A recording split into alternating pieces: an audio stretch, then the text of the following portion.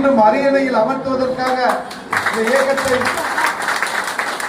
உழைப்பதற்காக வந்திருக்கின்ற இந்த தொண்டர்கள் கூட்டத்தில் புரட்சித் தலைவர் எம்ஜிஆர் அவர்கள் மக்களுக்காகவே வாழ்ந்து மக்களுக்காகவே உருவாக்கப்பட்ட இயக்கம் தான் இந்த அனைத்து இந்திய அண்ணா திராவிட முன்னேற்ற கழகம்.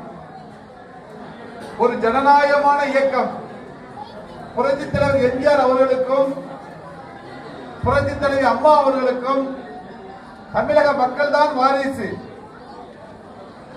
இந்த இயக்கத்தினுடைய தொண்டர்களும் நிர்வாகிகள் தான் புரட்சித் தலைவி அம்மாவுக்கும் புரட்சித் தலைவர் எம்ஜிஆருக்கு வாரிசு. ஆனால் தமிழகத்திலே எத்தனையோ இயக்கங்கள் இருக்கின்றன. திராவிட முன்னேற்ற கழகம், காங்கிரஸ்,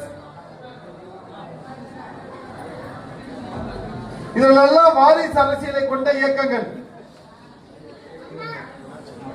முதல்ல அவர் தாத்தா இருந்தாரு, அதற்கடுத்து அவர் பிள்ளை இருந்தாரு, இன்னைக்கு பேர இருக்காரு, அதற்கடுத்தும் இன்னொருத்தர் ரெடியா இருக்காங்க.